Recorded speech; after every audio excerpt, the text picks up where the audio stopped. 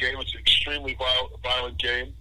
I think we've talked about this before. It's just the cost of doing business. Okay. I'm just happy that he's smart enough to get out of the game at 28 years of age and still have his health and be financially set so he can be a productive member of society.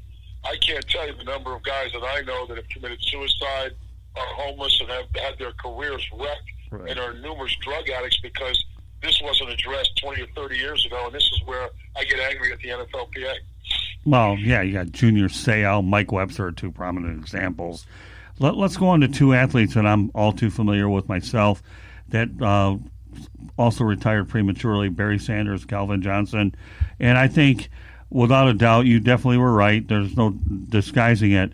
But you had a losing culture in Detroit that led to their abrupt retirements. Well, when you're playing for a team that's never going to win. Right. And Barry Sanders, as far as I'm concerned, and it's not just me, probably the greatest football player that ever played. Yeah. And, then you also had, a wide receiver that, Megatron, and these guys were freaks of nature that come along maybe once every 10 years as right, ball players. And, they still have some juice left in them. Mm-hmm. They just retired because it's really tough physically to go out and lay your body on like that and never have a chance to win. True. Yeah. So, they got out when they're early. It's a business. Right. And when you lose, it takes all the fun out of playing football. Oh, I'll bet. Well, I've always said this before, and I'll reiterate it with you, Bill, that if Wayne Fontes had remained the coach of the Detroit Lions and not Bobby Ross, Barry Sanders plays another year or two, because I know the relationship that those two had because I was there covering it firsthand, Bill. Bobby Ross didn't play favorites. Wayne Fontes said, if you ever hit Barry Sanders in my training camp, I will cut you faster than I could snap my finger. Trust me. And I'll tell you what, if you remember Barry Sanders' retirement ceremony, he had Wayne Fontes was right there with a front row seat or right nearby. And Wayne Fontes knew that was my man. I was going to be there. And Barry Sanders loved every minute of it. And when you look at Wayne Fontes' record with the Detroit Lions, he's one of the winningest coaches in that franchise history, and that isn't saying much. Yes, Barry, Coach Ross made a scheme mistake with Barry, and Barry saw the handwriting on the wall and was smart enough to get out while the getting was good. Oh, yeah. Same thing with Megatron. Yeah. So, again, I know that we talk about some other players, and CTE is something that you cannot diagnose when you're alive, although you could probably, you only find that out after the brains have been donated. But I think the thing about Mike Adamle, and I know we both have common Facebook friends, his wife, Kim Adamle, is certainly doing a wonderful job out there, trying to bring awareness to Mike. But that's just too bad that a guy like Mike has regressed so badly. And here's a guy who obviously worked in television in Chicago for a while and had a pretty good gig on national TV. But, boy, the way things go down after the wear and tear is just unbelievable, isn't it, Bill? Yeah, one day at a time. It's heartbreaking. That's where the rage comes. I mean, for me, I was very lucky that I was smart enough to make a lot of intelligent decisions. Right. I can remember when I was with the Portland Breakers, my back spasmed so bad that literally I almost dropped to my knees in pain, and I said, I think this is it. Really? No matter how much I want to play, my body's not going to let me do any more hitting. Right. And, unfortunately, the USFL folded, so I don't know. But I had a teammate who's now deceased that I played with the Giants that went the same thing, and he actually had his back fused, to go ahead and play a couple of more years, and I think it cost him his life.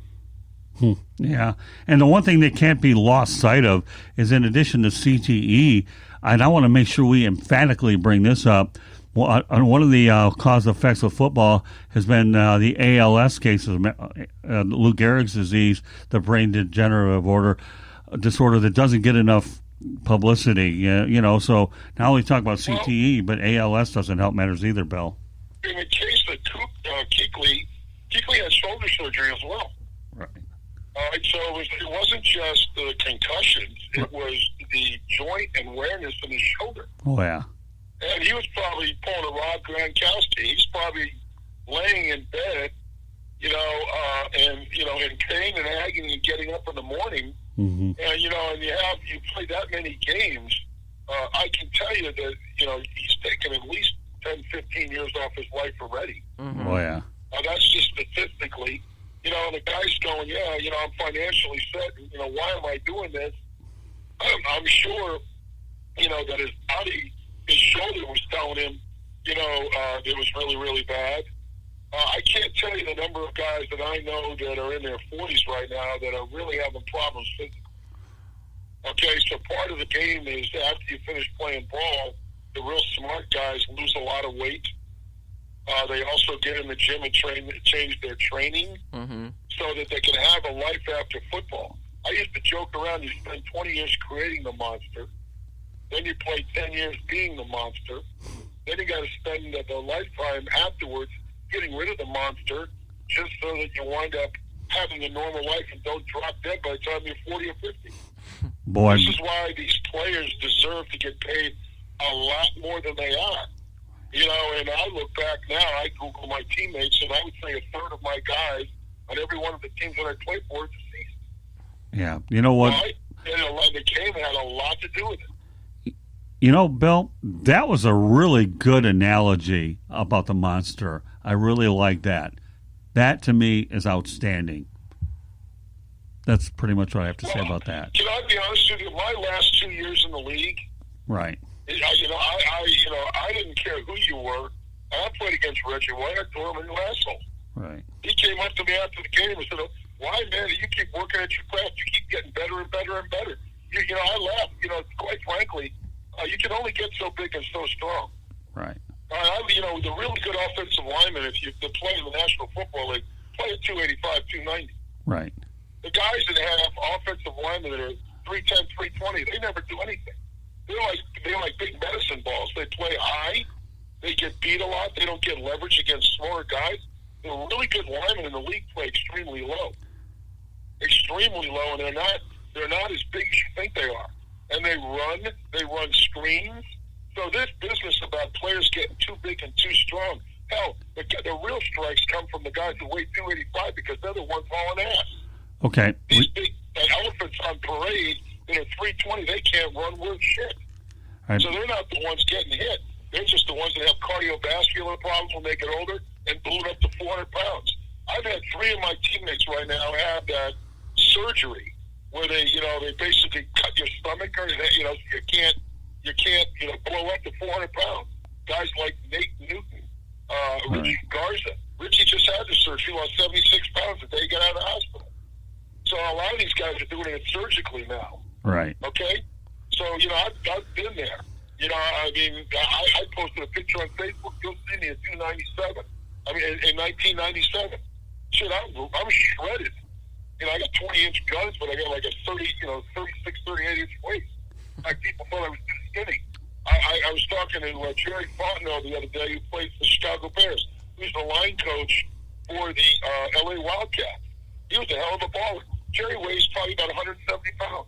I didn't even know he was a line coach. He was so skinny. Right. Why? He's taking care of himself after the game because the knowledge is there now that they didn't have in the 70s. So some of us knew about it.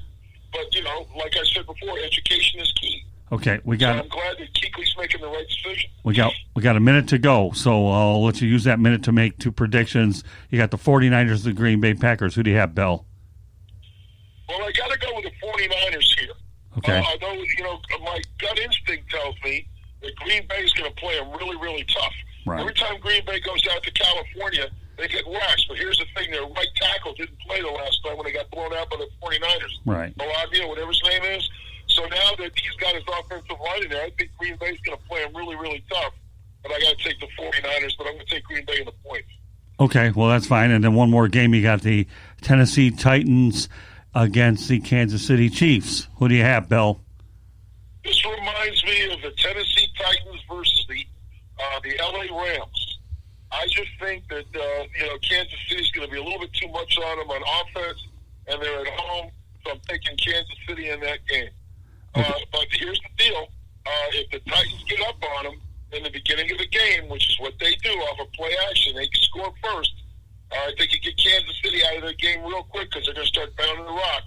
So I think these games are going to be really, really tough, but I'm going with Kansas City and San Francisco because I think in the fourth quarter, the fact that the Titans have had to play a couple of playoff games is going to wear them out. All right, Bill, you got 30 seconds to talk about your YouTube page, and you got 30 seconds, okay? So go out there and let people know about it. Well, go to YouTube and type in Bill Winters Football after my name, and at the top you'll see right away a purple circle with me wearing a Nike hat, and you'll just click on it and you subscribe. And over time, we're going to start putting these podcasts on there. And what you've got 20 videos.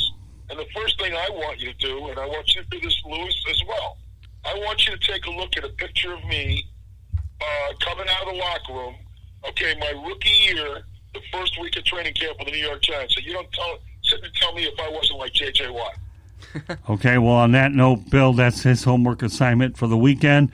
Meanwhile, you and I, I'll talk about some other things that we're going to do to promote our show together, Motormouth and Wild Bill Winters. So you can see that Motormouth and Wild Bill Winters. We bring it to you once or twice a week, depending on the subject matter, and you'll be able to catch us there. So, Bill, great job. We'll be curious to see how these predictions turn out, and look forward to bringing you back most likely next Tuesday here on the Sports Exchange. Okay, Bill?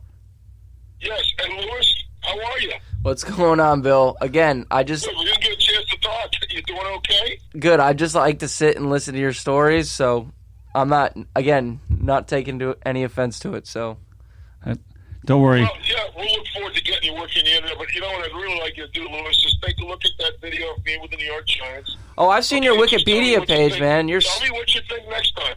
I just wanted to learn. I saw your Wikipedia page, man. You're looking stealthy, so I've seen some of those old photos. All right. Well, yeah, but I want you to go to the YouTube channel.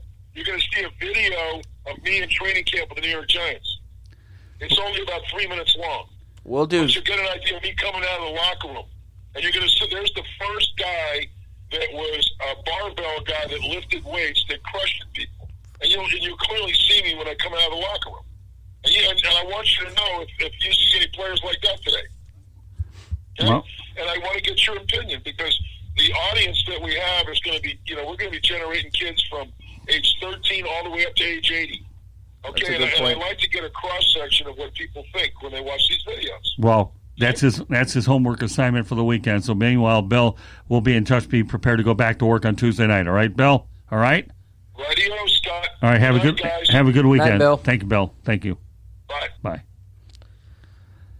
Now you know what your homework assignment is, right? I've already seen pictures of him, but I'll definitely do it again. I mean, if you guys want to look up Bill Winters on Wikipedia, I mean, the dude was definitely in shape back in the day. And if you also want to learn a little bit more about him, you should listen to Scott's podcast. You want to plug it real quick, the one that you do with him? Yeah, Motormouth and Wild Bill Winters is what we do. So, I'm really thankful that we have a versatile, broad set of shows here on here. We got Sports Exchange, our signature sports show, 108 Stitches Baseball Talk, which is going to pick up steam as you and I continue to build it. Can't lose sight of Rudy Reyes either. Nope. We have our own broadcast as well. So Rudy is a friend of the show, a friend of mine, and I know I'll miss a few. The South Florida Tribune podcast is the one I'm really looking forward to building a lot more because it's a non-sports related broadcast as well. So we'll be able to promote those as time progresses. But, we have a lot of good content, a lot of ideas, and I'm going to continue to bring in more and more guests here to try to keep everything very real. And you know what? I'll tell you one thing about Bill. Him and I are two old school guys. And as we continue to build our own identity as a team, he played for the Bandits, Tampa Bay Bandits, when I was covering the USFL back in the 80s, okay? And then he lived here from, I think it was like 76 to 83. Right, so I was here from 81 to 84. And, it's amazing how our paths have crossed. But yet, if it weren't for Facebook, I wouldn't have even met this guy anyhow. And yet, if I were a play-by-play guy, I'd love to have Winters as my sidekick. Can you imagine what that would be like anyways? Life is weird sometimes. Sometimes things like that just happen, and we don't even know about it until after the fact. Yeah, isn't that the truth? Yeah. Isn't that the truth? I mean, drink to that, right?